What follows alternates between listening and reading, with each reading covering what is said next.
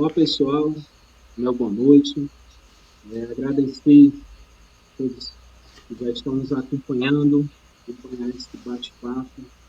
É uma série de diálogos sobre a importância da leitura como instrumento de transformação não só intelectual, como também social. Esse projeto fala sobre a importância da leitura, como ela desenvolve o ser humano, como ela melhora as capacidades, enfim. E isso é importante, tem que ser dito, é necessário. A gente sabe e vivemos um período em que, às vezes, converso com algumas pessoas e incentivo em alguns momentos, mas a gente sabe que também, muitas vezes, a ausência deles. Então, ações como essa precisam ser feitas, precisam ser ditas, compartilhadas. Hoje, aqui com o cara, trazer uma satisfação conversar com ele, professor Luiz Carlos, também escritor, o cara um leitor assíduo, enfim, para mim é uma satisfação grande, professor Luiz Carlos, estar conversando com você, batendo esse papo, conversando sobre a importância da leitura, compartilhando experiências, não só pessoais como profissionais, e sempre destacando a importância da leitura na nossa vida, a importância do conhecimento, adquirir conhecimento, que também é adquirido através dos livros. Professor Luiz Carlos, muito obrigado, boa noite, tá certo? Boa noite para quem nos acompanha, seja bem-vindo. Boa noite, Adrielton, boa noite para a galera aí que está acompanhando a gente no Facebook, certo? Eu quero agradecer muitíssimo pelo convite, para mim é uma oportunidade muito boa de compartilhar. A gente está vivendo um novo momento. Eu já participei já compartilhei em alguns momentos sobre a minha experiência de leitura e de escrita, mas nunca nessa modalidade, né, de web, sempre presencialmente. E para mim é uma oportunidade também porque é a primeira vez fazendo participando, né, de uma web assim com a galera do Facebook. Bom, para mim é um prazer aceitar esse convite, primeiro pelo desafio, é uma coisa nova que a gente vai tentando fazer. Eu já me aventurei, já criei também nesse mundo virtual, tem um podcast também que eu criei. A gente está finalizando já a preparação da segunda temporada que vai estrear aí nos próximos dias também. Mas é uma experiência que é muito do resultado do escritor, certo? A experiência do podcast é resultado do escritor, porque eu produzo o texto e a partir dos textos é que vai acontecendo a produção do podcast. Já está chegando muita gente aqui para esse bate-papo e a ideia é ser realmente um bate-papo, tá? A ideia é ser realmente um bate-papo, uma troca de ideias. Eu conto muito com a participação da galera que está chegando, tá bom?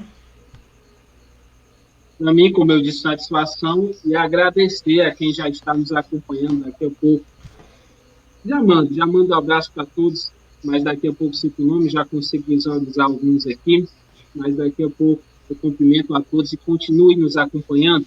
Quero também lembrar que vamos sortear, tá certo? 2 livros. Eu estou conversando com o professor Luiz Carlos, ele é também escritor, como falei, e ele doou 2 livros publicados, né, de sua autoria. Professor Luiz Carlos, depois eu vou abrir espaço para você falar desses 2 livros, tá certo? Que você está doando.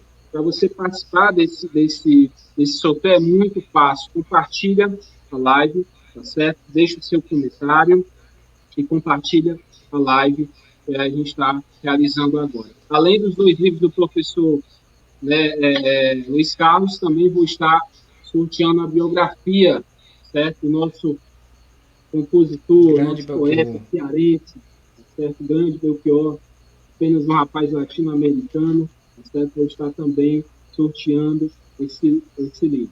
Bom, então, são 3 livros, e conto com a participação de todos vocês. Luiz Carlos, eu gostaria que você começasse, certo? Depois do seu boa noite, enfim, do cumprimento a todos, eu queria que você falasse um pouco da sua produção literária, certo?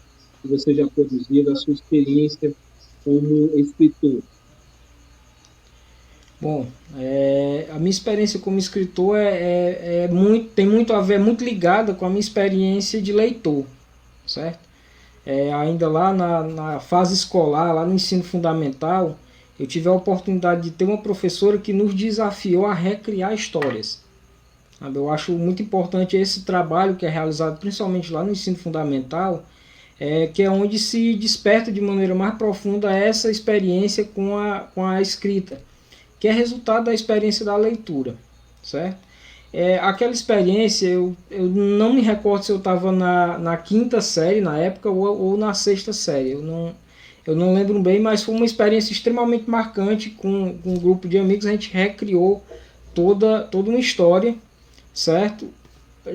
A gente recebeu uma história e a gente tinha que fazer uma nova história baseada naquela, mas que não podia ser uma cópia, né? Precisava ser original.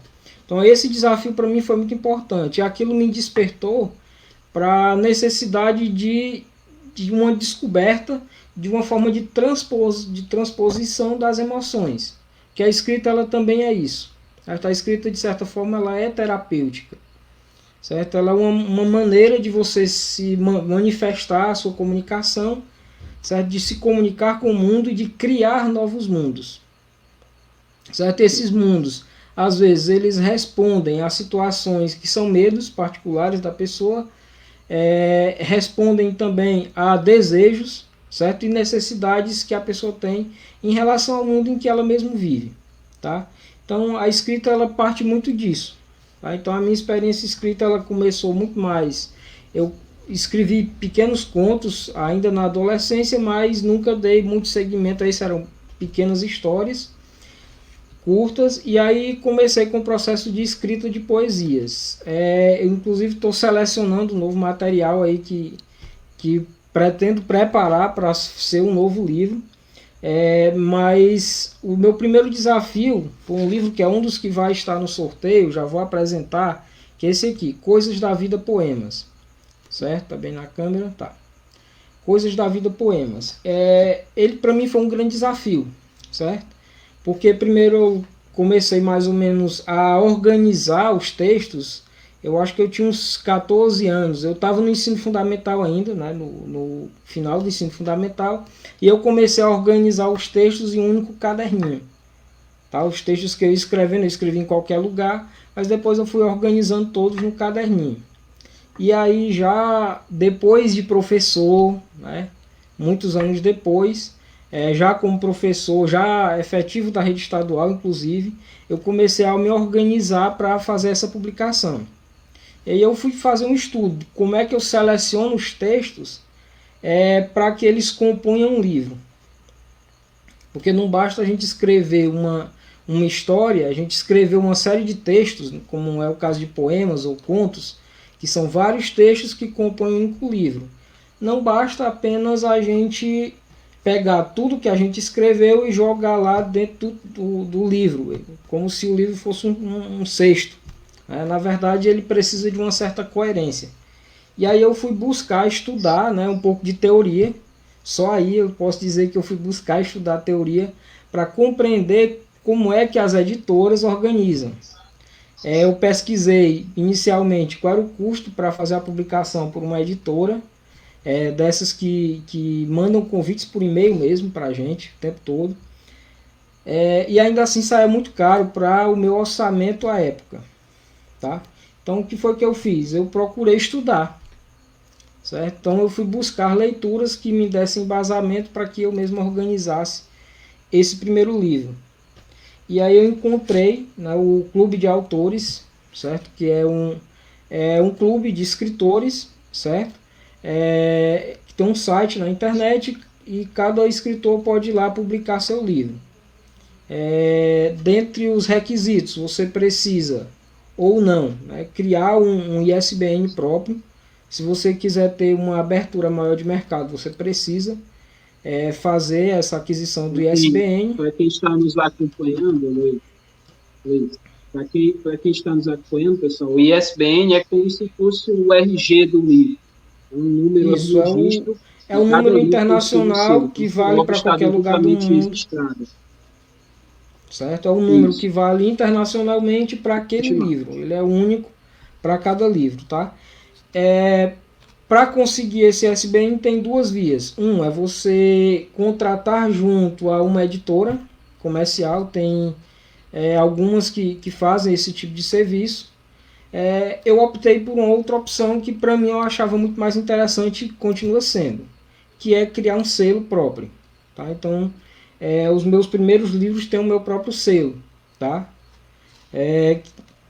Que é o meu próprio nome, é um editor pessoa física, certo? Eu tenho um limite, inclusive eu posso publicar livro de Uhum. terceiros, desde que com um termo de autorização próprio para fazer essa publicação. Tem um limite por ano, o limite inclusive é alto, né? É um modelo antigo de publicar de Uhum. edição, que tinha os editores pessoa física, hoje ele não é tão comercial, certo? Mas ainda existe. Você pode entrar na Câmara Brasileira do Livro e fazer criar, né, o seu selo editorial, obviamente paga, mas eu acho que o preço ainda hoje ele é mais caro do que na época que eu fiz, mas ainda é bem acessível e vale muito a pena. Inclusive é uma coisa que eu incentivo muito, por exemplo, escolas e municípios, inclusive, a fazerem isso. Por quê? Porque isso torna o preço muito mais acessível, certo? Para fazer a publicação de textos. A gente às vezes encontra pessoas que gostam de escrever, né? Que tem, enfim, se identificam com poemas, se identificam com contos, crônicas, enfim, a gente conversa, enfim, conhece pessoas assim, mas que não conhecem, não sabem, né, todo o processo que é até chegar a publicar esses textos. E aí a sua fala é muito importante exatamente para essas pessoas, para quem está nos acompanhando agora, para quem vai ver esse vídeo depois, tá certo? É muito importante essa fala porque você pontuou os passos, né, até a pessoa publicar seus textos. Porque, como você disse no início, não é só você ter os seus textos. Você pode ser um ótimo escritor, você pode escrever muito bem, ter a sua gaveta cheia de textos, mas você precisa encarar um outro processo, que é ter esses textos devidamente editados, enfim, publicados em um livro. Muito bacana a sua fala. Um Mas, outro, um Carlos, outro, pode continuar. um outro passo importante nesse processo é o processo de correção, tá? Eu acho que esse é uma das coisas que precisa muito ser trabalhado, inclusive no espaço da escola. Né? Como você trabalha com gestão de escola, de ensino fundamental, por exemplo, é muito importante aprender, e eu acho que esse é o lugar dessa aprendizagem, que é a aprendizagem da revisão do texto. Certo? Não basta escrever o texto, achar que ele está legal, mas é preciso passar por um processo de revisão.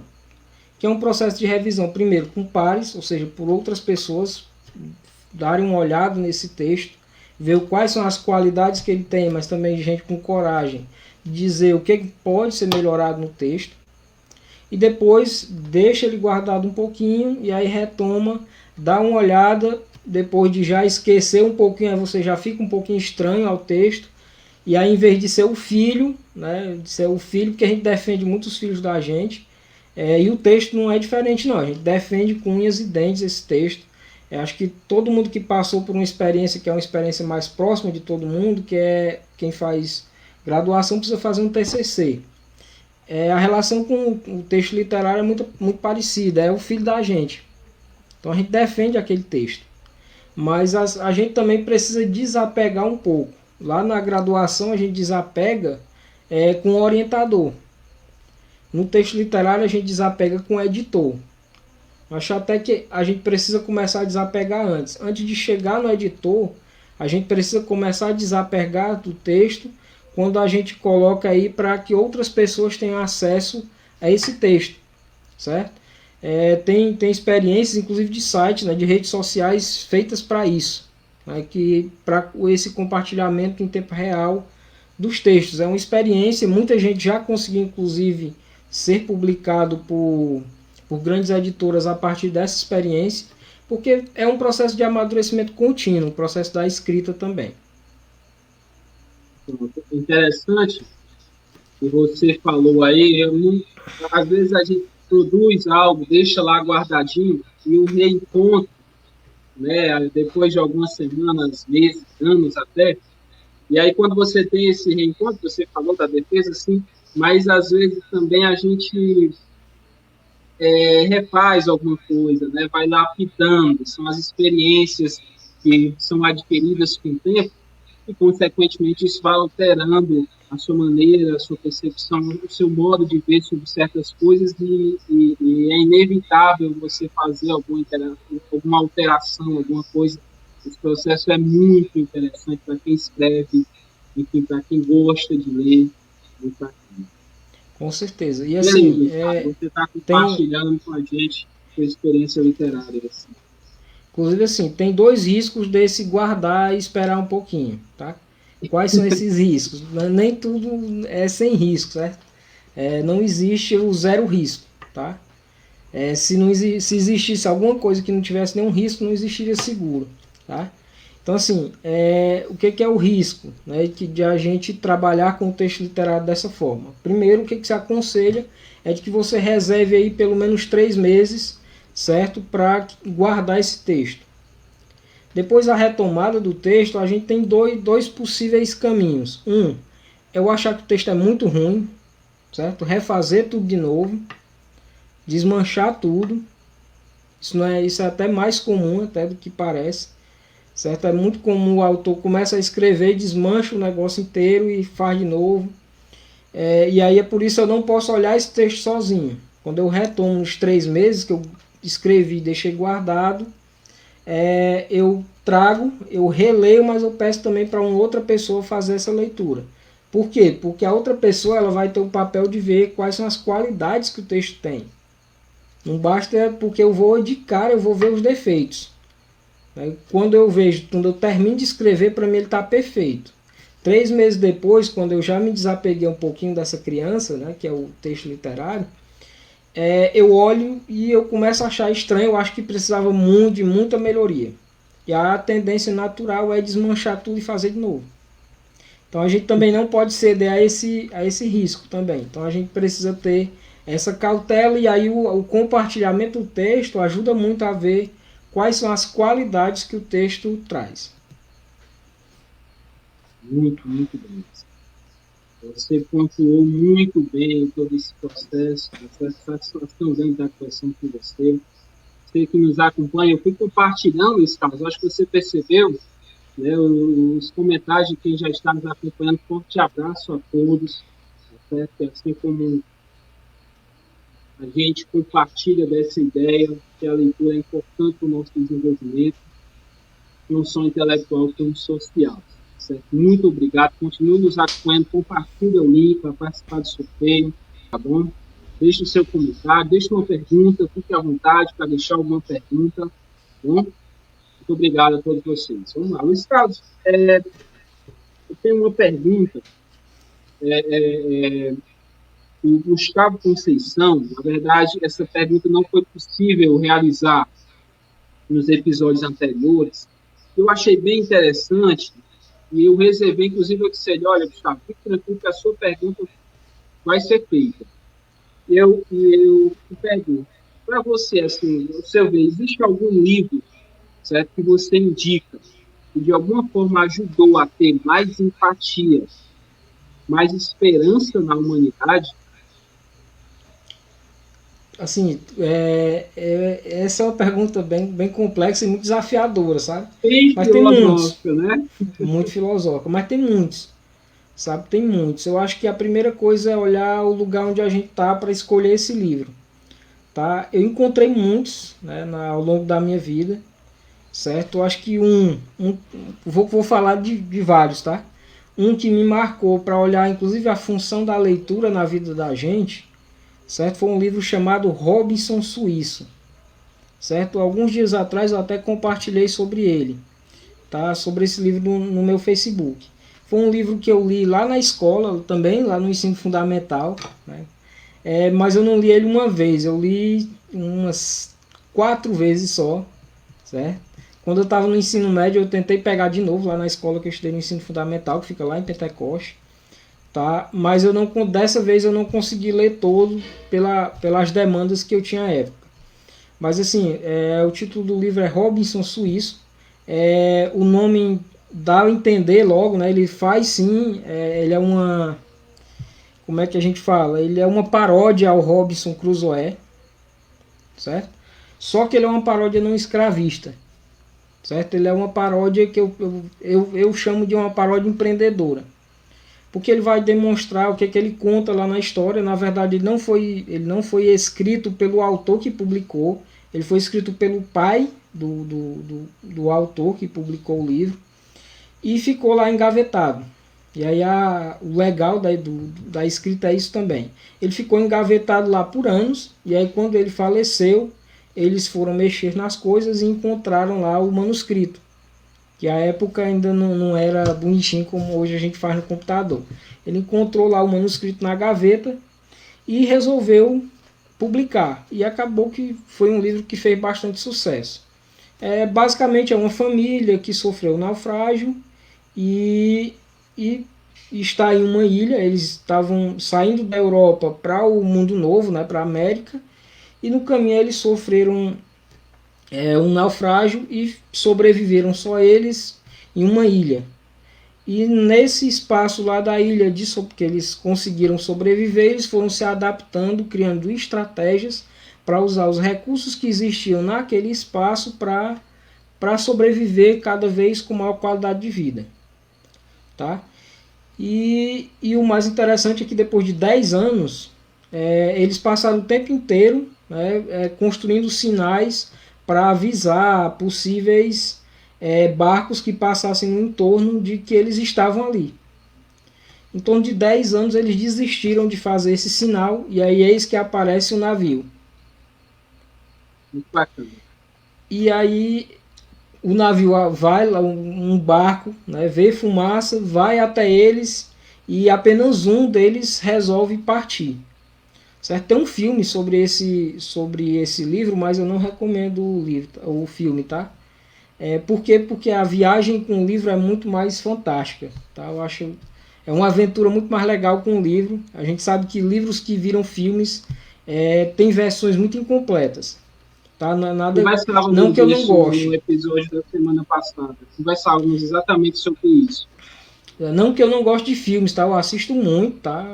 Gosto muito de filmes, mas livros que viram filmes têm aventuras muito menos legais. Quando a gente vivencia a experiência pela nossa imaginação do que está acontecendo no livro, é muito mais maneiro, é muito mais legal. Um outro livro que me marcou foi um livro chamado O Encontro Marcado, do Fernando Sabino. Tá? Esse é um livro que conta a aventura de um grupo de jovens, certo? E ele me marcou pelo contexto que eu vivi. Obviamente eu li na adolescência e depois reli mais umas 2 ou 3 vezes, certo? Na época que eu trabalhava lá na Escola São Sebastião em Apunharés, eu li ele 2 vezes, certo? Já professor. Eu passei 3 anos trabalhando lá, dos 3 anos eu li esse mesmo livro 2 vezes. Aí você me pergunta, e por que você lê o mesmo livro mais de uma vez? Tá? Porque a leitura ela sempre traz coisas novas, detalhes da aventura, que na verdade são próprios de como você se sente no momento que você está fazendo essa leitura. Tá? Em cada vez que você lê um livro, e isso é que é bacana, cada vez que você lê um livro, você se depara com novas sensações. Porque é uma conexão das sensações que são colocadas lá na escrita do texto, das imagens que são criadas naturalmente lá pelo autor, quando ele se propõe a escrever. Que a gente, quando vai escrever, a gente propõe algumas imagens que a gente quer que o leitor perceba, mas obviamente o leitor sempre vai criar imagens que estão para além daquilo que o escritor esperava que ele visse. Por quê? E essas imagens, elas fazem parte do imaginário do próprio leitor. E elas são muito importantes, elas são parte fundamental dessa escrita. Tá? Elas são parte fundamental da literatura também. Tem um outro livro, posso falar só mais um? Estou demorando muito. Né? Tem tem mais um, que esse é um outro autor brasileiro, que infelizmente recebe muitas críticas, tá? Que é que é o Paulo Coelho, certo? Tem um livro dele chamado Alquimista, certo? O Alquimista. Só para título de informação, né? Ele é o brasileiro mais vendido no mundo, tá? Ele é o escritor brasileiro mais vendido no mundo. Infelizmente ele não é. Pois é, ele não se importa nem com a pirataria, porque é outra coisa que existe muito, né, no mundo de livros. Tá? Para além dos outros desafios, ainda tem a pirataria de livro também. Mas ele não se importa muito com isso não.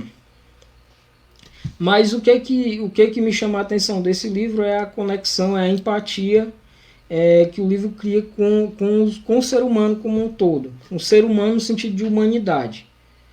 A gente costuma achar que ser humano é aquelas pessoas que a gente gosta, que pensa do mesmo jeito que a gente pensa, certo? Mas na verdade está muito além disso. E eu acho que o livro ele contribui um pouquinho para isso. Na verdade os três livros eles têm esse eixo em comum, de olhar o ser humano como uma coisa que está para além do ser humano que está perto, mas o ser humano como uma única espécie que nós somos, independente de religião, de raça, de cor, de credos, somos uma coisa só. Eu acho que esses três livros eu recomendaria assim de boa para começo de leitura. Ótimo. Assim, o Gustavo Conceição pediu um, né? Você deu 3, muito bom. Tá certo? Inclusive, ele acabou de comentar aqui. Deixa eu ver. Gustavo comentou aqui. Excelente iniciativa de sempre trazer grandes convidados. Adrielton Braga, parabéns. Muito obrigado. Muito obrigado. E hoje fiz sua pergunta, tá certo? E o Luiz Carlos respondeu e não só indicou um, mas 3 livros, e eu tenho certeza que você, como um bom leitor, vai conferir esses 3 livros.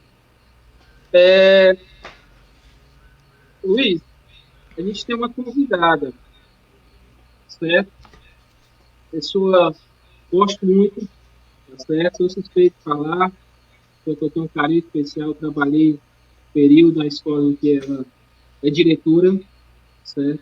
E eu vou chamar ela, eu digo sempre, eu comento com ela, minha diretora, tá certo? Uma forma carinhosa de tratá-la, enfim, de mostrar o meu respeito e a minha admiração. Vou apresentá-la, mostrar aqui, todos conhecem com certeza, aí surpresa para você, imagino, né? Convidar a professora Jaide Gaspar, né, diretora da Escola Matilde Vitor Vasconcelos, em Ouro Bretano, e também uma satisfação ter a participação dela nesse momento. Desconfiava que teria alguém, não imaginava quem. Rimou, viu? Boa noite. Boa noite a todos. Viu? Obrigada, igualmente. Agradeço demais o convite, né, do professor Adrielton, mentor desse projeto tão bacana. E que bom, né, que é o professor Luiz Carlos, que está aí. Que coisa boa, esse convidado, né, por excelência, é um leitor nato. Então, assim, eu agradeço demais o convite, Adrielton. É muito importante, né, somar, contribuir, né, para um projeto que resgata a leitura, né, que mostra o quanto é importante a leitura em qualquer idade. E aí eu encontro o professor Luiz Carlos, né, Luiz Carlos Ribeiro Alves, né, natural de Pentecostes, e assim, todos me dizem, os que fazem parte, assim, do ciclo de amizade mais próximo, que é um leitor, assim, de dar inveja, né? Escritor também, tem 5 livros, entre poemas e contos, e jovem, graduado em filosofia, e também mestre em educação, mas continua estudando, né? Ele continua fazendo uma graduação pela UES e e está fazendo também doutorado. Então, é um jovem que é um exemplo para a gente, né? Para todos nós e para todos os nossos alunos. E o Luiz Carlos atualmente trabalha na nossa CRED, ele é superintendente. Eu não tive a honra ainda, né, de tê-lo como superintendente na Escola Matilde, mas a gente conversa muito, né, diretores, coordenadores, e a gente conversa muito. E, assim, são muitos os elogios à pessoa do professor Luiz Carlos, pela determinação, pela dedicação, pelo zelo, né, pelo zelo no seu trabalho como superintendente, e também pelos próprios colegas da CRED, principalmente lá na sala dos superintendentes, né. Eu percebo, conversando, que são todos muito fãs, né, do professor Luiz Carlos, do saber dele, né, da dedicação à leitura, de ter uma respostas sempre pronta, alicerçada numa leitura que ele faz, né, isso é muito importante, muito bom. Então, assim, eu tive uma proximidade muito grande com o professor Luiz Carlos, agora nessa pandemia, que eu sou uma analfa, né, na tecnologia. E tenho sofrido bastante, mas... E ele é o mentor das coisas que eu considero mais difíceis, que são as tabelas, né? E a gente tem que fazer dentro dessas tabelas, era o plano de trabalho da escola. Mas eu fui engatinhando, e sempre que eu explorei demais, né, eu confesso que eu explorei demais o professor Luiz Carlos, porque quando ele estava online, lógico que ele estava trabalhando, tem a faculdade, tem o doutorado que ele faz, e às vezes era meia-noite, eu também do outro lado da telinha pelejando para acertar, e é o jeito, mas ele sempre com aquela boa vontade, com aquela paciência, com aquela sabedoria, tirando minhas dúvidas, eu consegui fazer o plano de trabalho da escola, e ele avaliou, e gostou, e elogiou. Eu sei que o elogio mais era para incentivar, porque na verdade eu estava realmente engatinhando, mas essa aproximação me fez ver o quanto ele é uma pessoa dedicada, disponível, e de uma sabedoria muito grande. Então, para mim foi um prazer estar aqui hoje, além de participar desse projeto, que eu também gosto muito de leitura. Quem me conhece como diretora sabe que os projetos de leitura lá na escola sempre tem uma mãozinha, né, e é importante, porque na verdade a escola por excelência é um espaço de leitura, e para mim foi um prazer falar do professor Luiz Carlos hoje, né, com muito orgulho que eu falo, né, desse jovem promissor na educação, e como escritor.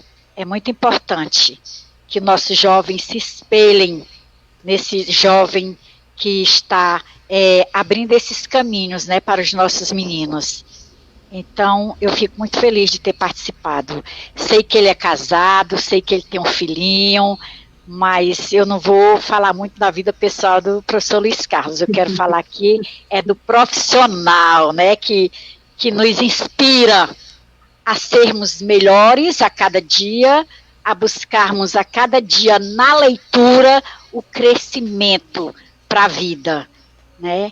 Eu gosto muito de ler, não vou dizer que sou uma leitora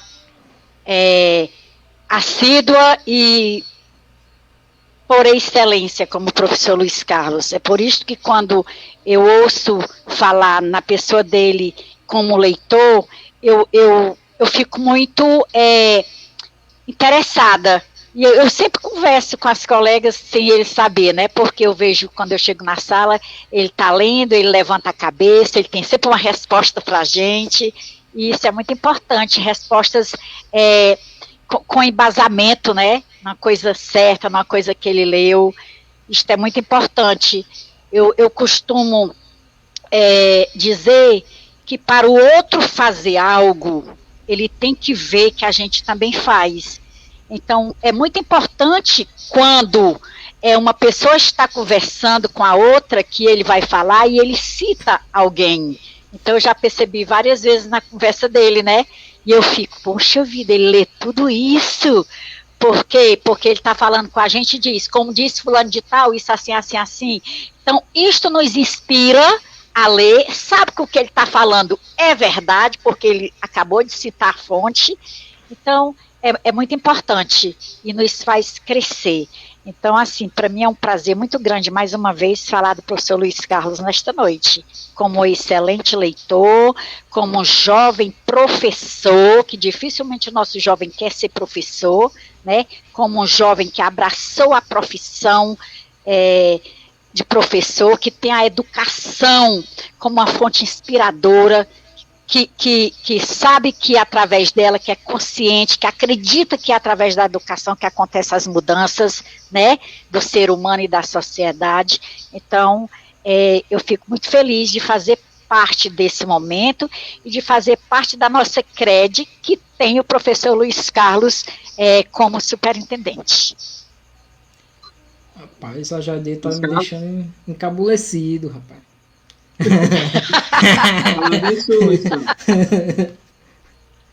Mas é tudo verdade. Você me deixa encabulado, Jade. Eu tô querendo me emocionar. Não fique aqui, não. Mas só para dizer assim, Jade, a disposição que a gente tem de lhe atender é parte do que a gente é mesmo. Acho que se a gente não estiver aqui nesse mundo para ajudar, a gente não deveria estar, sabe? Acho que faz parte. Eu acho que a gente tem que se ajudar. A gente só consegue crescer quando a gente colabora uns com os outros. A gente só cresce quando a gente vai se juntando aquilo que a gente faz com aquilo que as outras pessoas fazem. Eu não já dei lá na escola. Acho que eu tive poucas oportunidades de passar lá na escola. Só destacar aí dessas vezes aí que eu tive essa oportunidade de passar lá na escola Matilde. Eu nunca passei lá para não ver o menino lendo, certo? E uma vez me marcou muito que ela chamou os meninos na sala dela. Era um dia que a gente estava acompanhando uma aplicação de uma avaliação que os estudantes estavam fazendo, no caso do primeiro ano passado. E aí ela chamou os meninos para apresentar lá um resumozinho lá dos livros que eles estavam lendo. E assim, eu achei isso fantástico, sabe? Porque não basta ler, é preciso dizer o que leu e o que foi que representou aquela leitura que você teve para a sua vida. Certo? A demonstração de que a gente conseguiu entender uma coisa, a gente conseguiu identificar aquilo que marcou na gente da leitura. Eu acho que a Jaide, ela consegue dar esse estímulo para os meninos, que é fantástico, sabe? Eu acho que é uma experiência que precisa acontecer em todo lugar. Certo? Não basta eu dizer, oportunizar que tenham livros. Infelizmente, eu acho que as nossas escolas até têm menos livros do que o que deveriam ter, sabe? A gente teve algumas políticas aí ao longo dos últimos anos para que chegassem mais livros à escola, mas eu acho que em quantidade ainda insuficiente em relação à necessidade que a gente tem de livros nas bibliotecas escolares, principalmente quando a gente considera, por exemplo, eu estava conversando com o Adrielton outro dia sobre isso, sobre a questão dos livros na escola. Infelizmente, os nossos meninos, nós inclusive, eu acho que eu mesmo, a maior parte dos livros que eu li na biblioteca da escola. Até me tornar professor, a maior parte dos livros que eu li foram livros da biblioteca da escola. Porque depois que eu virei professor, que eu comecei a ganhar algum dinheirinho, eu comecei a comprar livro. Certo? Eu comecei a comprar livro. Hoje a gente já tem outra vantagem, que a gente consegue ter livro digital também, né?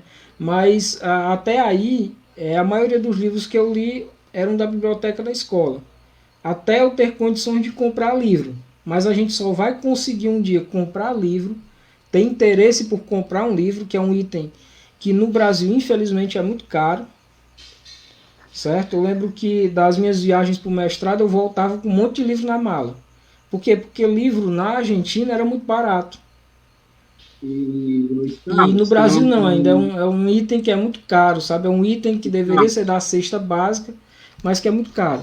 Sim. Engraçado você falar isso, eu ia até tocar nesse assunto, e você falou, não sei se você acompanhou, você também já ideia que a gente está nos acompanhando, o nosso ministro da Economia, né, quer voltar a taxar a venda de livros, né, no Brasil com a reforma tributária. Então, isso tornaria, né, ainda mais caros, vamos dizer assim.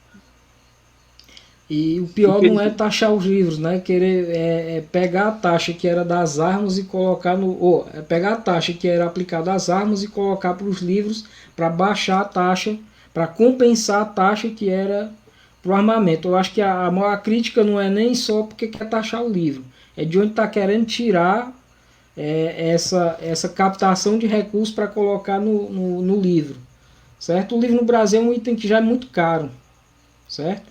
É caro por dois aspectos. É caro porque deveria ser mais caro, deveria ser uma necessidade, deveria ser um item da cesta básica, mas infelizmente, além de não ser um item da cesta básica ainda, porque as nossas famílias têm dificuldade de captar isso, e não é culpa deles não, sabe? A gente não pode culpar a família porque não compra livro. A gente não pode culpar as famílias porque elas não têm espaço de leitura nas suas casas, tá? Isso é parte da nossa construção cultural do Brasil. Eu acho que a gente precisa olhar muito para isso. Até a própria psicologia ela explica, né? Existe uma pirâmide, não sei se vocês já ouviram falar, na pirâmide de Maslow, que ela diz que é uma pirâmide de necessidades. A primeira necessidade é da alimentação, da segurança, certo? E essas necessidades elas são maiores do que, por exemplo, a necessidade da educação, da busca pela leitura. Então, é por isso que o livro não faz parte da cesta básica e ainda é um item muito caro. Porque a gente ainda não, a gente tem muita dificuldade como um país, como nação, de atender essas necessidades básicas, né, que é de garantir a alimentação para as pessoas, é de garantir a segurança básica, né, a satisfação dessas necessidades prioritárias, né, de abrigo. A gente ainda tem dificuldade com relação a isso. Então, acho que quando a gente conseguindo suprir essas necessidades, a gente consegue começar a abrir mais espaço para literatura, para leitura nas famílias, sabe? Eu acho que a gente precisa compreender, não só no sentido de olhar e se julgar, porque por acaso eu consigo ter livros na minha casa, ter livros para mim, oportunizar livros para a leitura do meu filho, mas infelizmente a grande maioria das famílias ainda não. Tá? Nos últimos meses, eu não sei se vocês perceberam, mas a cesta básica ela saltou de nível. Tá? Quem gastava aí seus R$600 para fazer a cesta básica do mês, isso uma família de 4 pessoas com um salário mínimo, R$600 é muita coisa. Certo? Hoje ele está quase R$800 a cesta básica. Certo? O suficiente para se alimentar bem durante um mês. Aí se uma família que ganha R$1.000 e poucos, um salário é 1.000 e já está 1.000, o acréscimo desse ano iria para 1.000 e alguma coisa. Eu não lembro se é 1.000 e... Não tenho certeza, mas acredito que sim. Certo? Então assim, esse valor é muito baixo. Mas aí as pessoas não estão conseguindo comprar nem o suficiente para... Se alguém tiver informação aí, pode colocar no bate-papo, tá? Pode colocar. Certo? Assim, se a família não está tendo condição nem de comprar o necessário para a cesta básica com segurança, como é que ela vai comprar livro que é um item caro? O preço médio do livro no Brasil é em torno de R$40. O livro mais barato que a gente encontra aí... R$30 a R$35. Tá? Então, assim, isso já torna um desafio muito grande o processo de leitura. E, por outro lado, torna o espaço da escola o espaço mais importante para esse desenvolvimento do hábito da leitura. Por quê? Porque é na escola que o estudante vai encontrar livro. A maioria dos meninos vão encontrar na escola o espaço por excelência, onde ele vai ter uma oportunidade de acessar diferentes livros. E vai ter a opção de escolher ainda mais. Ele vai poder escolher se ele quer ler contos, se ele quer ler crônica, se ele quer ler poesia, se ele quer ler um romance. Certo? Tudo isso, a escola é esse grande lugar da oportunidade. Certo? Eu quero parabenizar a Jaide por esse trabalho que eu sei que ela faz lá na escola dela, que é um trabalho brilhante, de incentivar, certo, esse hábito da leitura com os estudantes. Com certeza isso será um marco para a vida de muitos desses meninos. Muito obrigada. Na verdade, sou eu e uma equipe, né? coordenadores e professores de língua portuguesa e também os profissionais que estão lá na sala de Centro de Multimeios. É um projeto que envolve várias pessoas, porque a gente concebe a ideia de escola como espaço por excelência de leitura e escrita. É tanto que eu não sou muito a favor, Luiz Carlos, de abreviar a escrita, que hoje tão comum. É cultura, é uma arte? Mas deixa a oportunidade da pessoa escrever a palavra. E é a prática, né? Não sou eu que digo, são vários teóricos que é na prática que se aprende. Então, o obrigado, o OBG, e assim vai, né? Muitas coisas que vai diminuindo, você é só um V e um C, e aí muitas coisas que vai diminuindo, que vai perdendo a essência da escrita. O aluno pode achar, levar a vida inteira escrevendo daquele jeito, e numa hora de uma oportunidade séria, ele até se prejudicar por escrever sempre abreviando, né? Que é o hábito na tecnologia. Então, assim, na escola a gente faz realmente, eu como pessoa, como professora, eu gosto muito de ler. Teve um ano que eu fiz uma meta de todos os meses comprar um livro, né? Há 2 anos atrás, no 2018, esta meta foi com a própria Jaide. Mensalmente eu vou comprar um livro, né? E eu fiz, né? Tenho esses livros aqui. Às vezes eu conversando com a Adriele, eu digo que eu sempre li. Na minha adolescência, eu sempre gostei muito de ler. E assim, talvez até as pessoas achem uma leitura não tão útil, mas eu vejo toda leitura, desde a bula do remédio ao romance popular, útil, porque qualquer leitura vai melhorar o meu vocabulário, o teu vocabulário, o vocabulário do outro. Então, assim, na minha adolescência, qual era o meu livro? Era o livro de Bang Bang, né? Então, assim, eu chegava a comprar, e quando eu começava a ler, eu só dormia quando eu terminava a leitura daquele livro. Eu tenho essa mania horrível, se eu pegar um livro, se eu começar a ler, eu marco, me deito, me levanto. Aí eu boto o marcador de texto novo, vou me deitar, me levanto. Fica aquilo lá, enquanto eu não termino a leitura, eu não consigo me concentrar em outra coisa. Então, esse Bang Bang, esses livros, era troca, era venda, era compra, me acompanhou muito tempo. Tem até uma história interessante, o Luiz Carlos e a Adriele. O colégio estadual era distante. 12 horas, meio-dia em ponto, quando saía aqueles vermelhinhos, tudo no caminho da escola, que a farda era vermelha. E eu saía lendo, sabe? Eu ia caminhando lendo. Vários meninos aqui, os colegas, e eu lendo. Quando eu cheguei ali em frente àquele centro de abastecimento, tinha uma boca de lobo daquelas de esgoto aberta. Não era coisa grande, né? Mas tem uma dimensãozinha mais ou menos. E eu aqui lendo. Quando eu ia chegando perto, uma colega me deu um empurrão. Quando ela me deu um empurrão, eu caí ainda com a perna dentro e a outra fora. Eu tenho até uma cicatriz na minha perna, né? Então, assim, às vezes a gente precisa ter mais atenção, ter mais concentração e se policiar, né? Para os momentos adequados, porque a leitura, hoje eu vejo que a leitura ela exige uma concentração. Para eu ler, eu tenho que sentar, estar concentrada para entender, para interpretar o que eu estou lendo. Mas a minha leitura da adolescência era esta. E se eu disser hoje ela não é útil, ela é útil. Se eu passar numa banca de revista em qualquer canto, eu olho tudo, mas eu ainda pego neles, acreditam? Vocês só não compro mais. Por quê? Para otimizar o tempo. Hoje eu sou uma profissional, tem muitos livros que eu preciso ler para melhorar o meu trabalho, melhorar como pessoa, voltado para o pedagógico, voltado para a gestão, né? Então, assim, toda leitura eu considero útil, e a minha experiência de leitura na adolescência era com esses livros de Bang Bang, né?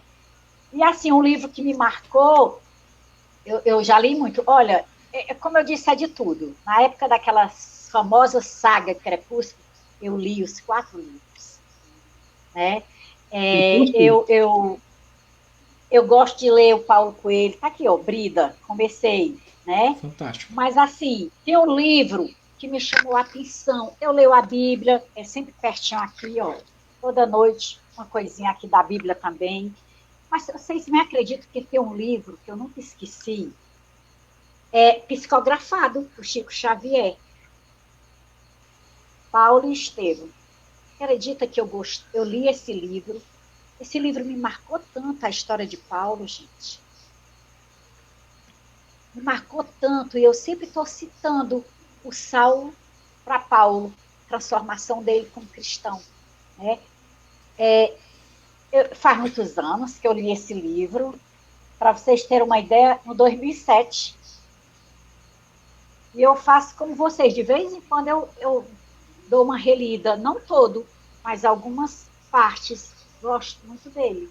Então, assim, eu acho que todos nós temos uma história, né, de leitura, uns mais, como o professor Luiz Carlos, como o professor Adriel, que chegam a ser escritores e poetas, outros menos, mas o que eu queria deixar para os nossos jovens na escola é que a leitura, ela te transforma para melhor, ela te dá mais facilidade para escrever, para dialogar, para falar, para reivindicar. Então, vale a pena ler. E eu digo muito para eles que quando o texto for grande, não pensem no tamanho do texto, pense no que você vai ler, no que você vai tirar daquele texto para a sua vida. E eu só não digo para eles uma mania que eu tenho, Luiz Carlos e professor Adriel, qualquer livro que eu for ler, eu olho a página, eu abro, olho a dedicatória, mas assim, para eu começar a ler, eu vou lá para o final. Eu leio 5, 6 páginas do livro, no final, aí volto, aí vou saborear aquela leitura. E umas pessoas me dizem, e se você ler o final e não gostar? Nunca na vida eu olho, porque aquela coisinha aqui martelando, mas eu volto para a minha leitura e leio o livro todinho. Né? Isso não me tira a vontade de ler o livro, porque eu li as páginas finais de jeito nenhum. Então, assim, a mensagem que eu aprendo com vocês, que são excelentes professores, excelentes leitores, é de querer cada vez mais melhorar e passar esta vontade, sempre com um brilho no olhar para os meus alunos, né? Para os meus meninos e meninas lá na escola, mostrando para eles que o melhor local da escola é a biblioteca, né? E que lá eles podem encontrar verdadeiros amigos. Então, foi um prazer muito grande. Realizar fantásticas viagens, né, Jaide? Jaide, eu quero dizer uma coisa a respeito. Tenho a agradecer, tá certo? Luiz Carlos, fica à vontade. Só dizer uma coisa a respeito do que a Jaide falou, de leitura útil, leitura menos útil. Então, acho que toda leitura, como você bem destacou, toda leitura é realmente útil. E a primeira coisa para a gente começar a fortalecer o hábito da leitura é começar a ler aquilo que me faz viajar. Eu gosto muito dessa ideia de viagem. Tá? A leitura ela é uma viagem.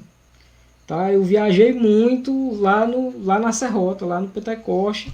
Certo? Quando eu não saí de lá, eu viajei muito, lendo. Certo? Acho que as viagens mais legais que eu tive foi lá, porque eu não gastei nada e ainda assim eu viajei muito. Então, assim, mas a leitura ela é essa viagem. Tá? E a gente precisa aproveitar essas leituras que a gente faz para fazer essas viagens. Então, assim, independente do tipo de leitura, toda leitura é útil. Certo? Você falou aí do Bang Bang, né? Eu acho que é um tipo de leitura, inclusive, que oportuniza a gente a pensar de um jeito diferente. Certo? De vez em quando é bom a gente ler textos assim distópicos, para que a gente tenha capacidade de fortalecer a nossa capacidade de raciocínio mesmo, certo? De pensar de uma maneira diferente. Tá? Por quê? Por que a gente precisa pensar de maneira diferente de vez em quando? Porque a gente vai se viciando ao longo da vida a nossa forma de pensamento. tá? E o que que acontece? Quando acontece uma situação como essa, do contexto da pandemia, a gente é pego de surpresa, tá? Porque a gente nunca pensou em possibilidades, às vezes até absurdas, tá? Como a gente nunca pensou em possibilidades absurdas, que pareciam absurdas, difíceis de acontecer, quando a gente se depara com um negócio desse que é totalmente novo, nunca foi experimentado, o que que acontece? A gente travar e não perceber que existem possibilidades apesar disso. Então a leitura ela possibilita muito isso também, de a gente olhar para as coisas que estão acontecendo para a gente e ter mais agilidade para pensar respostas para essas situações. Assim, toda leitura é útil nesse sentido. É de você pegar essas lições que você aprendeu com essas leituras que você teve, para que você consiga pensar respostas, às vezes de maneira rápida. A Jade disse que eu tenho muitas respostas. Na verdade é porque eu fico buscando, eu busco muita informação, eu digo que eu gosto mesmo, não é nem de trabalhar, eu gosto muito do meu trabalho, mas o que eu mais gosto no meu trabalho é a possibilidade de aprender o tempo todo. O tempo que eu estou na CRED, em contato com as escolas, não é trabalho, eu estou aprendendo. Aquilo ali é uma diversão para mim, porque me motiva a estar aprendendo de maneira contínua. Certo? E às vezes as perguntas que vêm quando eu não sei a resposta, aquilo é uma motivação para me correr atrás de buscar uma resposta, de aprender uma coisa nova. Tá? E a leitura ela é essa grande oportunidade de a gente estar aprendendo, certo? De a gente estar pensando de maneira diferente. Certo? E a gente precisa se desafiar a fazer isso de maneira contínua. A gente não tem que começar a ler por um livro de 500 páginas. É desafiador, obviamente que é, mas se eu estou começando agora, vamos começar de pouquinho e devagarzinho. Se a gente ler 5, 10 páginas por dia, tá beleza. Certo? Se você começar de 5 em 5, tá ótimo. O que não pode é não começar, não retomar esse hábito. Tá? Eu já posso puxar umas falas aqui, tá? O Claumir. Carlos, vai puxar? Daqui a pouco a gente deixa eu só agradecer, tá certo? A Jaide, ela tem um compromisso daqui a pouco, tá certo? Às 19h30. E assim, Jaide, eu sou suspeito a dizer, né, do meu carinho, da minha admiração pela sua pessoa, pela profissional que você é. Muito obrigado por estar aqui nesse momento, por acreditar, por compartilhar dessa ideia. Tá certo? Só tenho a lhe agradecer. E assim, você contribuiu demais a sua fala, as suas experiências pessoais, profissionais, com as dicas que você deu, toda a sua fala foi incentivo. O que estamos fazendo aqui, para você que nos acompanha? Buscando incentivar as pessoas, defendendo a tese de que a leitura transforma. Certo? Jaide, muito obrigado. Tá certo? Só tenho a agradecer. Eu que agradeço, muito feliz por estar participando, muito feliz pelo seu convite. Assim, fiquei muito feliz também quando a pessoa é o professor Luiz Carlos, sabe? Eu gosto muito dele, vejo ele assim como um profissional, como eu já disse antes, não vou me tornar repetitiva, dedicado, autêntico, capacitadíssimo, um exemplo para nós sermos bons leitores, para os nossos jovens. Então, eu que agradeço, você está de parabéns pelo projeto, e professor Luiz Carlos, foi um prazer muito grande também estar aqui, viu, com você. Então, muito obrigada por estarmos aqui, muito obrigada pelo convite, e fiquem com Deus. Foi uma grata surpresa e emoção, viu, Jaide? Boa noite, tchau, tchau. Boa noite, um abraço, tchau. Luiz Carlos, eu vi alguns comentários aqui, eu não coloquei, mas assim, a gente vai poder interagir agora mais, e você pode seguir, acho que você ia fazer um comentário exatamente sobre um dos comentários. Né? Você ia falar, pronto, a Jaide tá saindo, já saiu agora, é só para destacar aqui a fala do Claumir, tá? Sobre a Jaide, tá? De agradecimento, a fala do Claumir, certo? De agradecimento aí a liderança da Jaide aí na formação da filha dele, da Clarice. Assim, é muito importante esse reconhecimento. A gente trabalhador da educação, a gente tem um grande desafio, né? A gente se dedica muito para a formação das pessoas, mas infelizmente a gente nem sempre é reconhecido. Hoje, né, a gente está sabendo aí de um novo golpe aí que a gente pode sofrer nos próximos dias, né, com a votação, certo, de uma mudança na lei do piso, né, para tirar aí a forma de reajuste. Então, assim, esse é um desafio muito grande que a gente tem de enfrentar, e esse reconhecimento da sociedade civil é muito importante. Oi. Então, só destacar que ele agradece, né, de sua gestão juntamente com sua equipe sensacional, marcaram a vida da minha filha, Clarice Stoa, que foi premiada no SPAES, quando foi aluno da Escola Matheus. Ele também destaca a professora Lenir Freitas, forte abraço, esteve com a gente aqui na semana passada, foi uma das grandes mentoras daquela premiação. Somos muito gratos a você e a sua equipe. Perdi a oportunidade, me desculpe, né? Perdi a oportunidade, eu vendo aqui os comentários, acabei perdendo a oportunidade de, né, direcionar diretamente ela, mas tenho certeza, mesmo ela tendo outro compromisso marcado, ela vai, né, ver e acompanhar a gente nesse momento. Para mim, muito obrigado por participar e deixar aqui seu comentário. Nesse caso, você falava de um ponto muito importante, eu quero dar um destaque, pode ficar à vontade, exatamente para esse ponto. E assim, o Claudio, o Claudio, ele destacou aí a questão da gratidão, tá? Eu acho que a gratidão, principalmente da parte da sociedade civil, em relação ao papel do professor, é muito importante. Tá? Infelizmente, a carreira de professor no Brasil, ela não é uma carreira muito atrativa, certo? Por quê? Porque a carreira, obviamente, o objetivo do nosso encontro não é falar das dificuldades de ser professor, mas na verdade do grande desafio da escrita, da literatura nesse meio, inclusive da escola, certo? Mas um desafio que a gente tem é porque nem sempre o salário compensa, né? Na verdade, se a gente olhar a carreira de professor com outras formações, com o mesmo nível de formação, o professor ganha em média 23% menos. Então isso é um desafio, né? A lei do piso, ela surgiu para tentar fazer esse ajuste. Infelizmente, desde o momento que ela saiu, né, desde o momento que ela foi sancionada, ela ainda passou por diversos choques, né, por gestores que não compreendiam a importância desse investimento, né, porque o salário do professor, o valor investido na educação, né, propriamente é um investimento. Infelizmente, há quem veja muito ainda como um custo. Outro dia eu estava assistindo uma live lá do pessoal da Contábeis, do pessoal do Conselho de Contabilidade, com o pessoal do CRC, Ceará, e do CRA, que é o Conselho de Administração. E um dos professores, que eram professores universitários, eles citavam que no Brasil o retorno pelo acesso à educação é muito alto, certo? A pessoa que termina o ensino médio, ela já tem um salário muito maior em comparação com quem não conseguiu terminar. Mas isso, apesar desse grande impacto, e aí quando se compara com quem terminou o ensino superior, ainda é muito maior. Mas ainda assim as pessoas não se sentem incentivadas.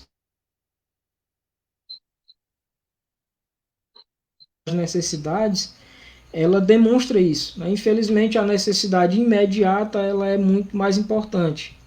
É muito mais importante eu ter onde morar bem hoje, eu ter minha alimentação garantida, do que eu ter uma expectativa de que no futuro eu vou ter uma situação ainda melhor. Então esse é um desafio que a gente tem.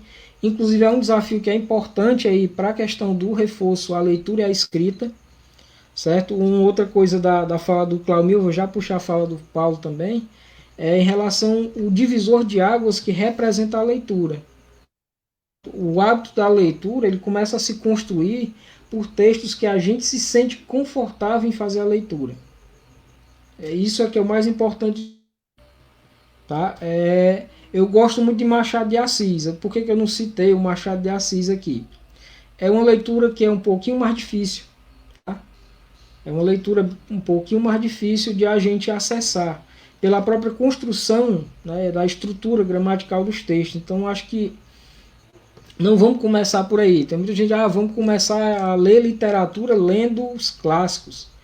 Eu acho que esse é um dos grandes desafios, certo? Porque o hábito da leitura ele se constrói com que eu me sinto bem lendo, com que eu me sinto à vontade de fazer a leitura. E aí você se acostuma a ler, e depois que você se acostuma a ler, você começa a buscar outras fontes de leitura. Tá? Um livro do Machado de Assis, por exemplo, que me marcou foi Quincas Borba. Eu li ele 3 vezes. As 3 vezes em contextos bem diferentes. Mas foi uma leitura muito importante. Certo? Mas é uma leitura muito profunda, muito bem construída a escrita como um todo. Não dizendo que aqueles outros textos eram menos, certo? Mas a viagem é diferente. O curioso é que o Machado de Assis, né, ele apresenta esse personagem no Memórias Póstumas, né? Exato. Na verdade, ele conecta as obras, né? Ele conecta as obras. Isso. Ele tem um gênio, né, da nossa literatura. Então, ele apresenta lá no Memórias Póstumas e depois ele traz, né, Quincas Borba, e aí trabalha melhor esse personagem. Nesse caso, por que ainda não somos um país de leitores? Bom, acho que eu até já comecei a citar muito, né, um pouquinho disso, né, a dificuldade de a gente ser um país de leitores. Eu acho que a primeira coisa é a questão das necessidades. Tá? A gente, primeiro de tudo, acho que o Brasil é um país muito desigual e isso contribui muito para a gente não ser um país de leitores. Tá? Porque as pessoas buscam primeiro satisfazer as suas necessidades mais básicas. Embora para mim a leitura seja uma necessidade muito básica, a gente tem que entender que boa parte das famílias do Brasil elas têm dificuldade de acessar a alimentação. Elas têm dificuldade, por exemplo, com uma moradia que garanta segurança e estabilidade. Então tudo isso são fatores que acabam impactando. Além disso, um outro aspecto ainda que a gente precisa considerar, que a experiência da leitura, para ser leitor, você precisa ter experiência. Por que a gente toma mais remédio do que ler no Brasil? A gente for comparar o número de livrarias que a gente tem com o número de farmácias que a gente tem, eu não vou contar quantas tem uma única rua em Itapoca, mas assim, você for comparar a quantidade de farmácia, de bar que a gente tem, com a quantidade de livrarias, certo? Aí isso já é um fator para a gente entender um pouquinho sobre isso. Isso é uma grande diferença. País vizinho, né, sem puxar brasa, porque eu gosto do pessoal, eu acho umas coisas positivas na Argentina. Tem coisa positiva em todo lugar, né? A gente tem muita coisa positiva também. Mas eu acho que de lá, em termos de leitura, eles têm muito mais acesso. Primeiro pela quantidade de livrarias e bibliotecas que eles têm, de livrarias que vendem um livro a um preço muito baixo. Também a quantidade de lugares públicos que disponibilizam de livros para leitura. Tá? Então acho que isso é um fator que é importante. A gente não vê muito livro aí na cidade.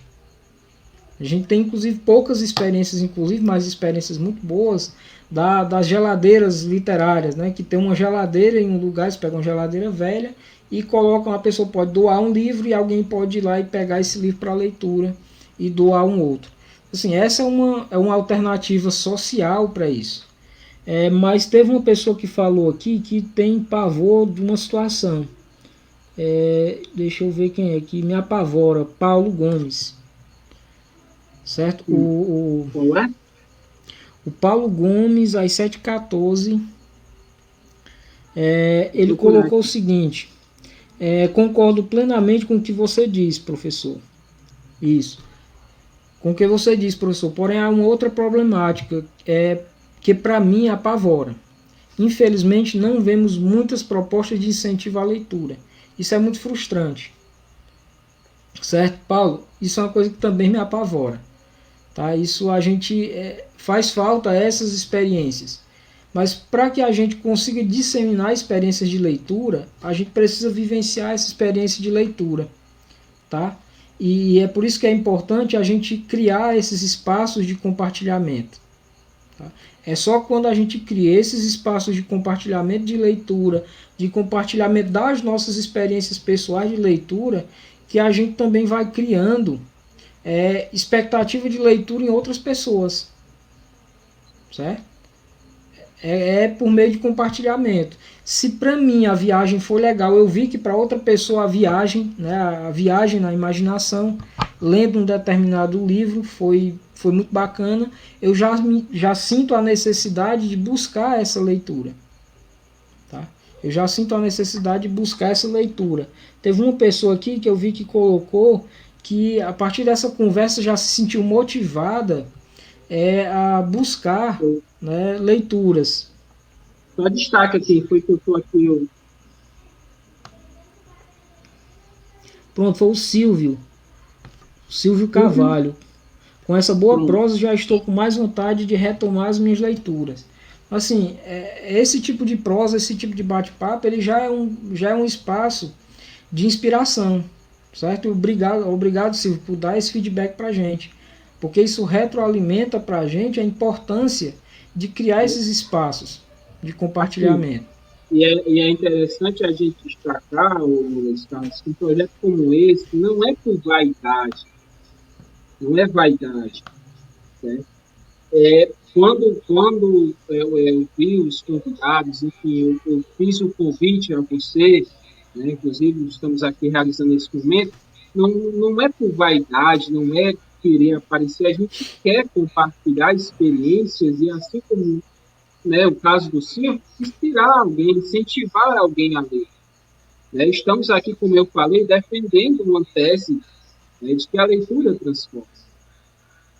E a gente vai comentando, conversando, um bate-papo bem tranquilo, o tempo passa que a gente nem vê, viu, cara? Já estou observando aqui. A gente agora que eu olhei o tempo. Pois é, então assim, a gente conversa contando as experiências pessoais e profissionais. Consequentemente, a gente quer isso, é o objetivo do projeto, incentivar você que está aí do lado. Seja que está acompanhando a gente agora ou em outro momento, porque esse vídeo fica postado, esse vídeo fica na minha página e mais das outras pessoas que estão compartilhando, e desde já quero agradecer a todas as mensagens, enfim, não estou conseguindo acompanhar todas, mas estou colocando na tela, está ficando registrado, enfim, muito obrigado. A ideia é essa, eu fico muito feliz com depoimentos como o do Silvio, e como de tantos outros, né? Destaque do Silvio, por já se sentir influenciado, né, diante dessa conversa, e que é o objetivo desse projeto. É isso mesmo. Fazer, né, inspirar as pessoas a tocar, né, para entrar, para mergulhar nesse mundo da literatura, nesse mundo da leitura que é conhecimento. Nesse caso, você falou aí sobre a questão que sempre falta um pouco de incentivo, essa falta muito, muito interessante, assim, e o Paulo também complementou, né, falando que sente falta de projetos. Inclusive, o governo lançou no final do ano passado um projeto de incentivo à leitura, se não me engano, não sei se conta para mim, enfim, mas o que eu percebo, minha opinião, é que às vezes projetos como esse, mas eu sei que veio a pandemia, enfim, e complicou, né, vemos esse contexto pandêmico é muito complicado, mas assim, até a primeira quinzena de março, né, quando não estávamos nesse período de quarentena, até onde o projeto atuou, não chegou, né, em pessoas, vamos dizer assim, mais carentes. Não chega, né? Eu vi até eu pesquisei, vi até alguns movimentos nos shoppings, né, nas capitais. Não chega nas pessoas, não chega em toda a população, não chega nas pessoas mais carentes. Então, não basta fazer um evento no shopping nas capitais e achar que isso basta como incentivo à leitura, a nível federal. Não basta, tem que pensar, e você, professor, falou muito bem, a questão de tornar o livro mais acessível, criar espaços, né, onde a distribuição, onde oferecer o livro mesmo emprestado, aí as bibliotecas, né, é isso que tem que fazer para chegar, né, nas pessoas mais carentes, chegar nas pessoas mais necessitadas e fazer, de fato, a transformação. O que você diz sobre as políticas públicas de incentivo à leitura? Elas são eficazes no país? Eu quero ouvir você. Eu dei a minha opinião, meu posicionamento. Gostei. Em relação às políticas públicas de incentivo à leitura que já foram criadas, a gente teve várias, né, nessa nova república, né, depois da redemocratização do Brasil, mas eu acho que a gente... Federal, né? A gente tem um desafio importante, cara, que é a continuidade, sabe? Acho que o maior desafio que a gente tem nessas políticas públicas é a continuidade. Porque, infelizmente, as políticas públicas de incentivo à leitura em nível nacional, elas são muito descontínuas. Tá? A gente tem uma política, se eu não me engano, de 2006, que ela dura 1 ano e morre. A gente teve uma outra em 2008 que ela morre, teve outra em 2016 que ela nem chegou a se efetivar. Em 2018 a gente teve uma nova que ainda está acontecendo, certo? Só coloca essa última pergunta de volta. Irlanda. Pronto, era justamente o outro ponto que eu ia falar, certo? Que são essas experiências que são mais pontuais, mas que são contínuas. Então, acho que esse é o grande desafio que a gente tem, que é o da continuidade. Que a gente acaba tendo políticas que são pontuais de incentivar a leitura. Quando a gente faz o livro um pouquinho mais acessível, quando manda para a escola, que sim, é o espaço de maior acessibilidade. Quando fortalece a política de criação de bibliotecas públicas municipais. Existe um sistema nacional de bibliotecas, tá?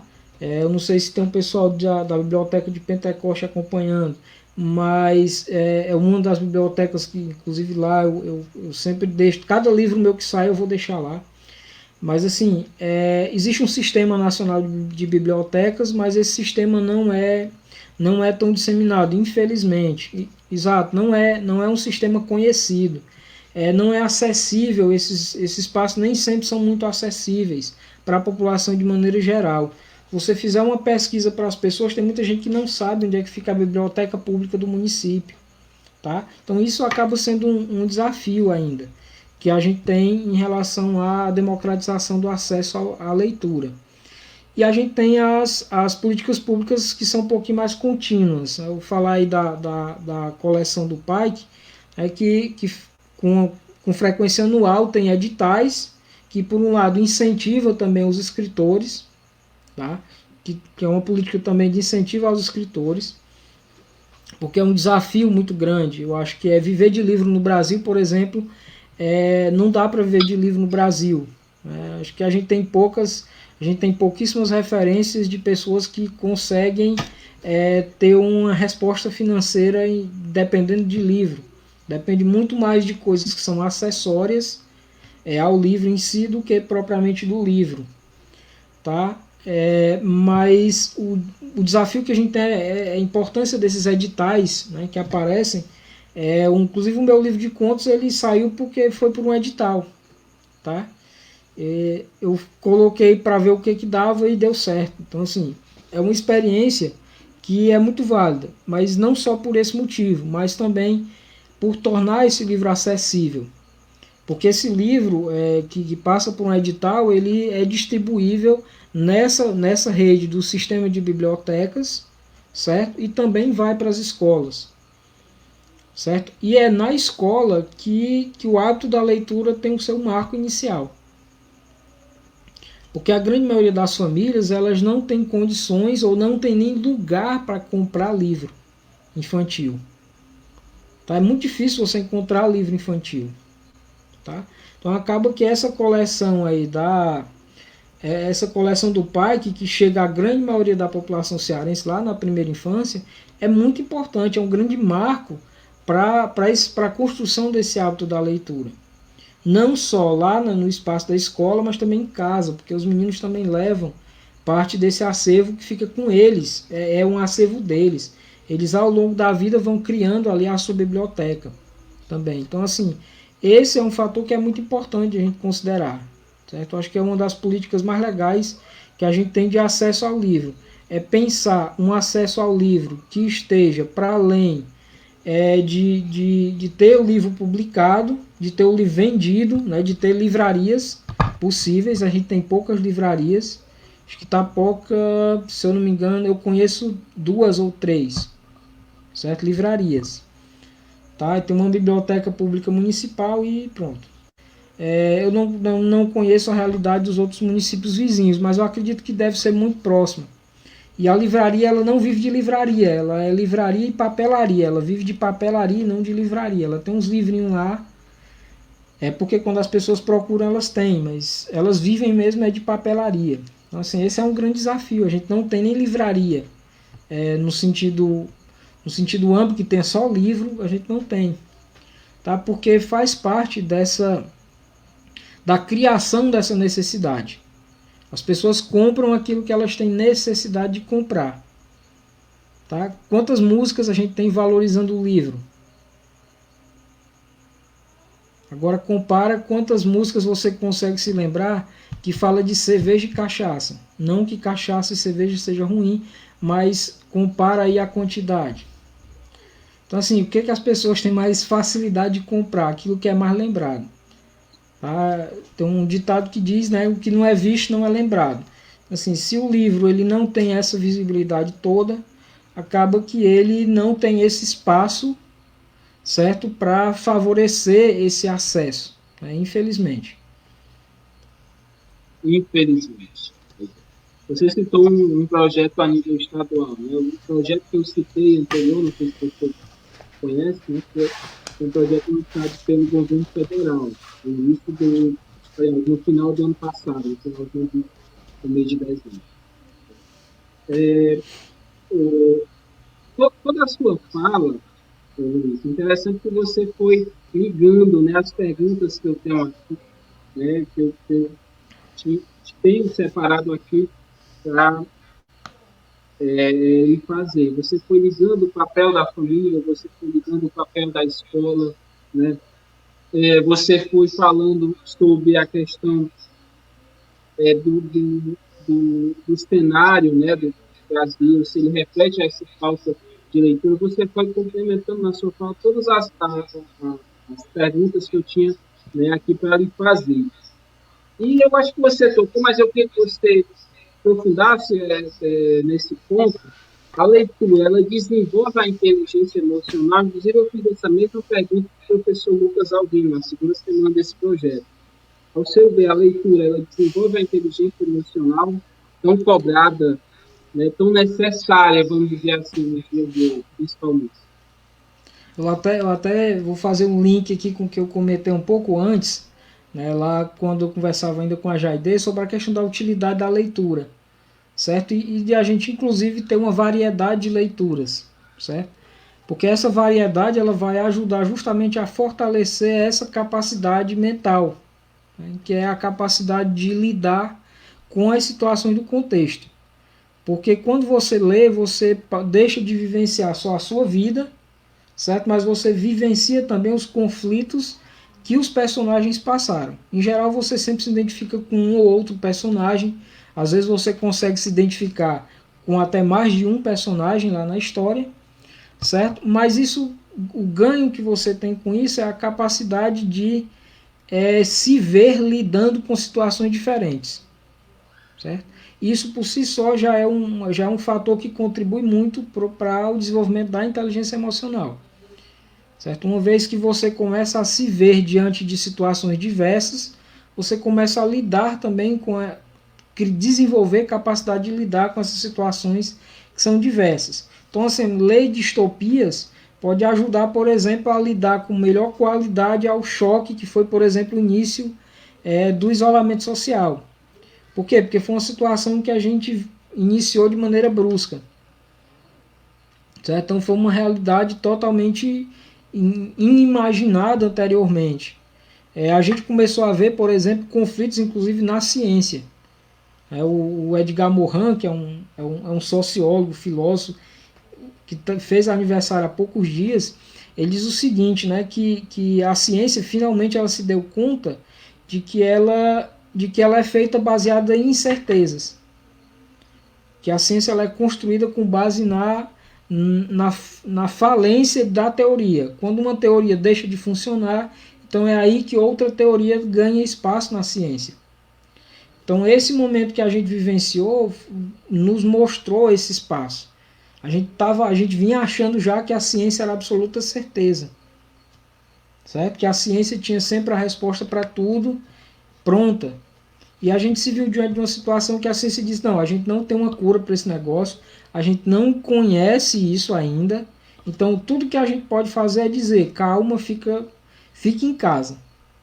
A melhor forma de a gente cuidar é não se contaminar, certo?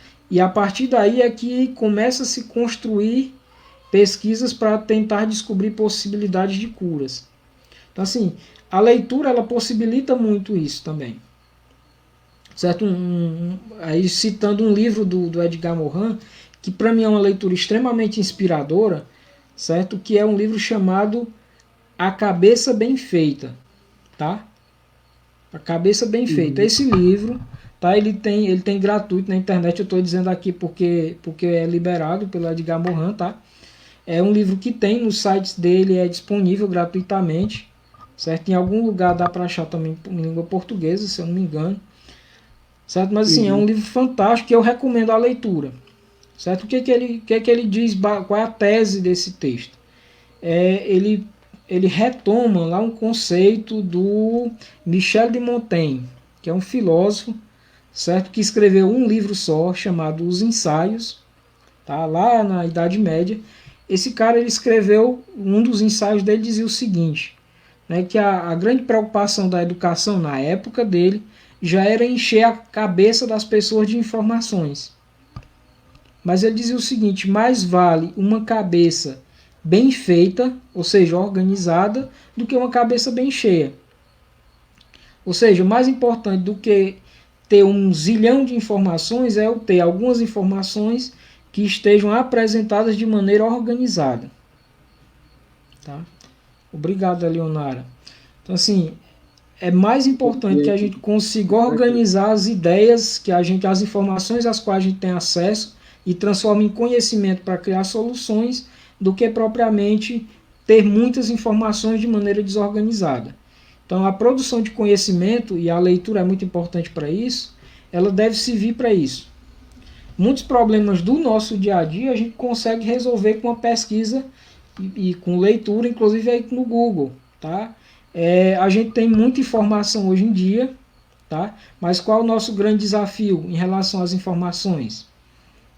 É que a gente tem dificuldade de tratar as informações. Quando a gente precisa resolver um problema, eu acho que alguns de vocês já devem ter passado por essa experiência de ter algum problema em casa e ir lá no Google perguntar para ele lá como é que resolveu o problema. Certo? Bom, isso é muito importante fazer isso, tá?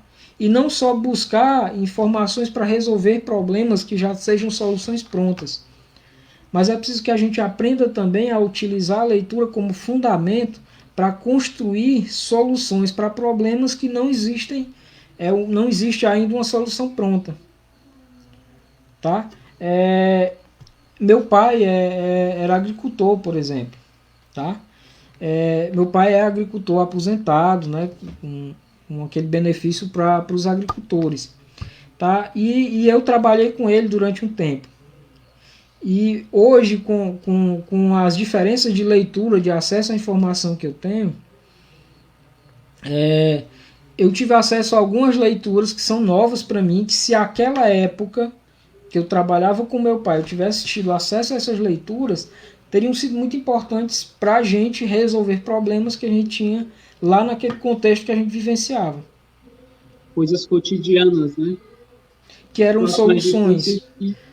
soluções até simples, certo? Que davam condição de ter melhor captação de recursos, de economizar recursos muito importantes como a água, por exemplo, mas que naquela época a gente não tinha acesso à informação. Então, assim, o acesso à informação, o acesso à leitura é fundamental não só para você construir viagens, mas também para construir soluções para os problemas que você enfrenta. Não só para pegar uma solução pronta para aplicar na realidade, mas também para construir essas soluções. Muito bacana. Bacana demais. Estou conversando aqui com o professor Luiz Carlos, ele que é professor técnico da CRED 2, professor, filósofo, escritor, autor de algumas obras, alguns livros, inclusive está doando 2 livros para a gente colocar em sorteio. Então, o sorteio dessa semana são 2 livros do professor Luiz Carlos, e também vou colocar em sorteio o livro, né, deixa eu colocar aqui, biografia do nosso poeta, compositor cearense, né, Belchior, apenas um rapaz latino-americano. Para concorrer esses 3 livros, basta você deixa eu compartilhar aqui para mim ganhar isso aí. Basta você compartilhar o vídeo, compartilhar a live e deixar o seu comentário. Eu agradeço a todos que estão nos acompanhando. Professor Luiz Carlos, eu só tenho a agradecer, tá certo? A sua participação valiosa. Eu tenho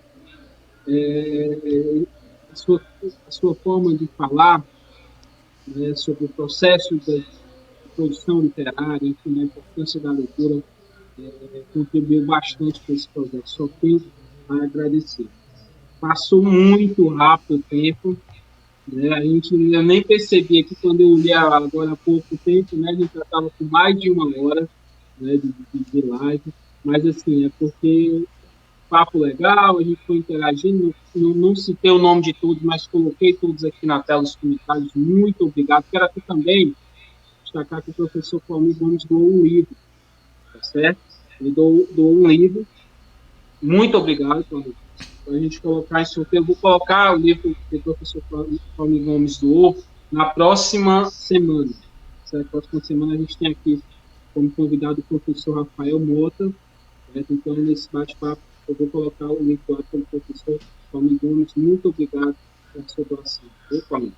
E assim, Carlos, toda a sua fala foi de incentivo à leitura. Muito bom. E assim, uma mensagem, as suas considerações finais, certo? Diga aí uma mensagem de incentivo à leitura, mais uma dica das tantas que você deu, certo? Fique à vontade. Bom, assim, em termos de incentivo à leitura, eu acho que eu vou, ao invés de falar outras coisas, eu vou falar de um poema que tem muito a ver com o livro, tá? Meus 2 livros eu posso dizer que tem muito a ver muito com a experiência filosófica. A minha formação inicial é em filosofia, tá? Eu sou professor de filosofia da rede estadual também. Então, assim, meus livros, eles são, é literatura, mas é muito filosofia, porque tem muito a ver com as leituras também que eu fiz ao longo da minha vida, tá? Então tem muito essa conexão, tá? Então, tanto esse livrinho aqui, pequenininho, de poesias, certo? Ele tem muito de filosofia, certo? Quanto o Hóspede de Outros Contos aqui também, ele tem muito de filosofia, tá? Porque o que é de filosofia e o que me traz disso, né? Que a vida da gente ela é marcada de experiências e de escolhas, tá? Então na vida da gente a gente sempre vai fazer muitas escolhas, certo? Ela é marcada por isso. O Sartre, por exemplo, que é um filósofo que marcou muito a minha experiência filosófica e a minha experiência existencial, que na verdade foi uma das minhas primeiras leituras em filosofia. Não pela filosofia, na verdade pelas peças de teatro. Eu comecei a ler Sartre pelas peças de teatro e acabei lendo a obra dele quase toda, certo? E aí um dos meus livros é justamente sobre a filosofia do Sartre, tá? Mas o que tem em comum meu texto com a filosofia do Sartre é a questão existencial, né? A vida da gente ela é marcada de escolhas constantemente, e essas escolhas que a gente faz é o que determinam aquilo que a gente vai se tornando enquanto existe, tá? Então, assim, escolham começar a leitura, a desenvolver um hábito da leitura, escolham começar não só o hábito da leitura, mas também a escrever, a colocar lá as suas emoções. E isso, por um lado, pode começar como uma terapia, certo? Tem uma experiência, eu fui seminarista e na minha vivência do seminário eu escrevia muito os meus sentimentos, as minhas emoções que eu vivenciava. E por que eu fazia isso? é uma espécie de terapia. Isso foi obviamente orientado por um terapeuta, inclusive. Escreva suas emoções, porque elas ajudam, inclusive, a aliviar as tensões que a gente vivencia no dia a dia. E o que pode começar com uma simples terapia pode ir se tornando uma experiência literária também. Tá? Então essa é uma coisa muito importante. Pode ser que você não guarde esses textos, pode ser que você não publique, mas a sensação de alívio, de tirar as emoções e transferir para o papel, com certeza existe e é garantida. Tá? Compartilhar com papel também é compartilhar. Tá? Não é tão profissional quanto buscar um terapeuta, mas com certeza já ajuda muito a aliviar as tensões que a gente sente todos os dias, seja por estar vivenciando um contexto que é novo ainda, né? A gente está vivenciando já aí, são quase 5 meses, mas a gente ainda está novo nisso, a gente está fresco nisso ainda, certo? E um dos poemas que eu escrevi lá em 2005, certo? Ele diz um pouco sobre qual é a minha percepção da experiência literária. O nome do poema, ele é o último, ele fecha o livro Coisas da Vida Poemas, certo? E o título do poema é Meu Testamento. Diz o seguinte: a vida tem coisas que não consigo entender. Uma é o amor, a outra é não ter porquê. Toda essa vida nossa, plena de questionamentos, antes de viver, eu já deixo o meu testamento. Do amor e das lutas que fiz, das batalhas que enfrentei, do amor que não deixei, das vidas que não acabei, dos riscos e do pó de giz, que fica no pensamento e que marca o nariz, nos lembra dos glacês, dos bolos, das despedidas, das festas pelas quais passei. Já nem sei o que dizer. Neste meu nobre testamento, só vos dou neste momento a possibilidade de ver como eu vivo o meu sentimento. Assim, eu tinha, não sei que idade não, eu estava no ensino médio, nessa época aqui, estava concluindo o ensino médio, eu acho. E eu escrevi esse negócio, certo? Mas que tem muito de existencialismo nisso, de por que a gente está aqui, qual é a nossa missão nessa vida. Eu acho que a nossa missão, antes de qualquer coisa, deve ser tornar o mundo um lugar melhor. Certo? No judaísmo, isso é chamado, na Cabala, isso é chamado de Tikkun Olam, que é o conserto do mundo. Todo mundo é responsável por tornar o mundo um lugar melhor. Assumamos essa responsabilidade, apoiando-nos na leitura como essa ferramenta que ajuda a gente a construir esse espaço de um mundo melhor. Como dizia, né, o personagem histórico Don Quixote não é uma utopia, é uma questão de justiça. Com certeza. Conversei hoje com o professor Luiz Carlos. Para mim, uma grande honra, uma grande satisfação. Luiz Carlos, muito obrigado a todos vocês que nos acompanharam até agora, que vai ver esse vídeo posteriormente, esse vídeo vai ficar postado nas minhas redes sociais, nas outras tantas, né, pessoal compartilhando, muito obrigado. O sorteio é realizado na segunda-feira, tá certo? Próxima quarta-feira, vou conversar com o professor Rafael Mota, do qual estiver nos acompanhando, enfim, eu ver esse vídeo depois. Agradeço por aceitar, por acreditar nesse projeto. Então, temos um encontro marcado na próxima quarta-feira, tá certo? A partir das 18 horas, vou conversar com o professor Rafael Mota. E muito obrigado, mais uma vez, eu me canso de dizer e agradecer essa participação mais que valiosa do professor, escritor, filósofo Luiz Carlos. Luiz Carlos, forte abraço a todos que estão em casa. Muito obrigado por nos acompanhar. A leitura transforma. Não esqueçam disso. Eu que agradeço o convite, viu? Eu agradeço a participação e a interação da galera aí que interagiu com a gente. Muito obrigado. Valeu. Precisando, só chamar, viu? Valeu, Luiz. Muito obrigado.